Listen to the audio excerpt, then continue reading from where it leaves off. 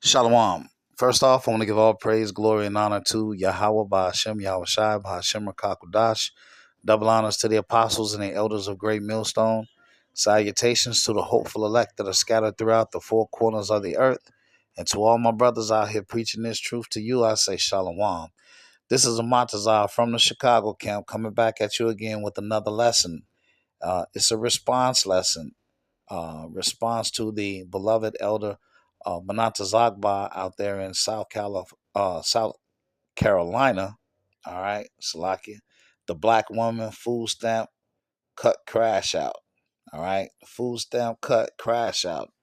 All right, so look at this woman's face, the knothead black woman with her mouth open, hollering and screaming because they didn't cut her food stamps.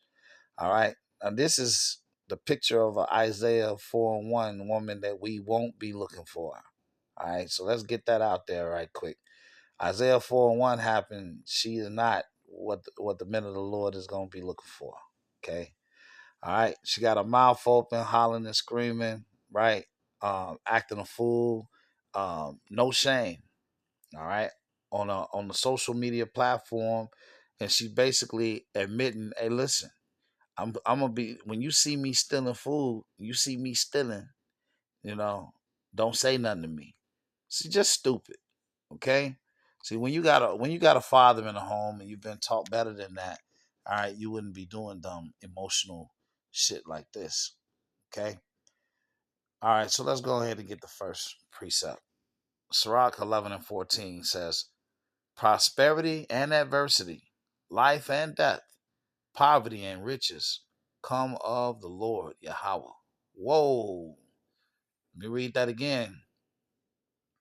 Prosperity and adversity, life and death, poverty and riches come of Yahweh. Wow. See, that says something. Okay? All right.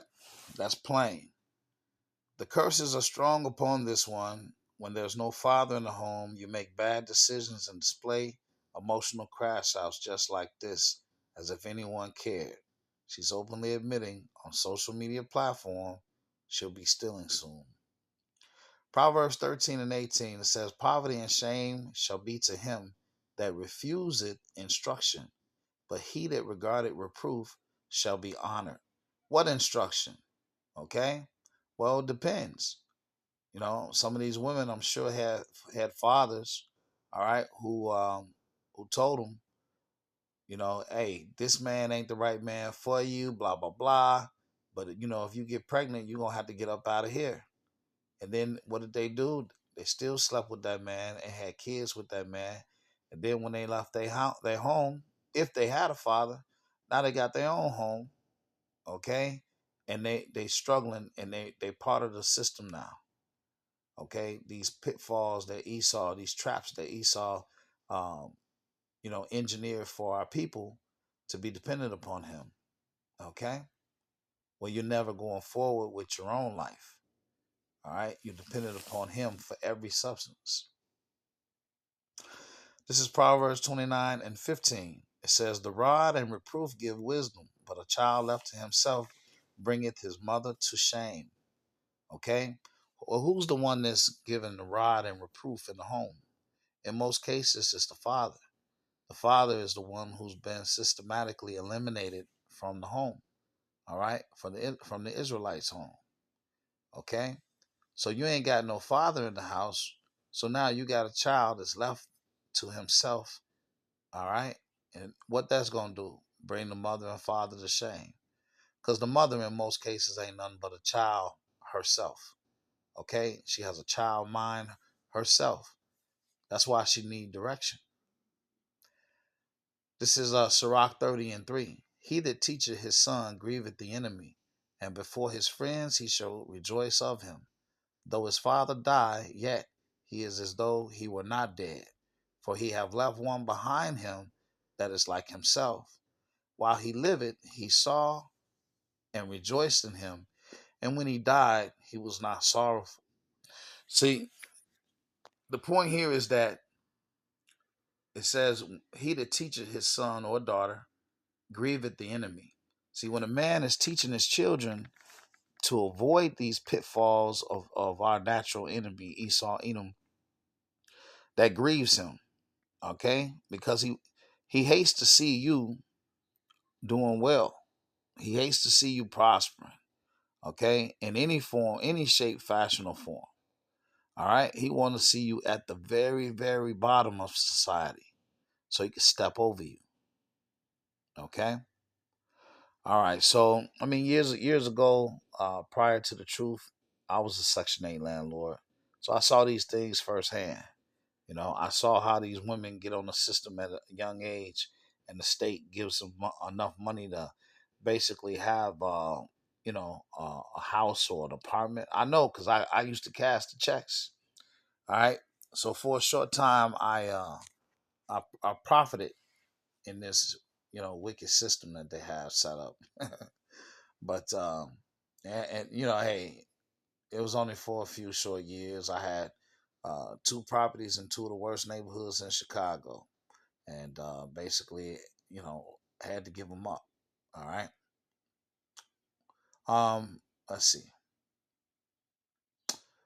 So, all of course, this is all according to the curses. Deuteronomy 28:54 says, "So that a man that is tender among you and very delicate, his eyes shall be evil toward his brother, and toward the wife of his bosom, and toward the remnant of his children, which he shall leave."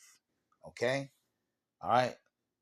If this woman acts anything like her mother, I will leave her ass too. All right. So, 9 times out of 10, she probably didn't have a father in the home. All right. And that's why she learned all this stupid ass emotional behavior from her mother. Right. So when you got a woman like this, hey, you be up, you be leaving them kids, man. You gonna leave them kids when a woman is acting like that. All right. And there it goes, the perpetuation.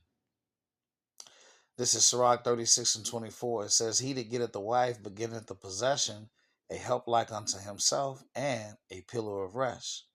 Where no hedge is, there the possession is spoiled, and he that have no wife will wander up and down mourning." All right, so you have to understand that a woman is a possession, okay?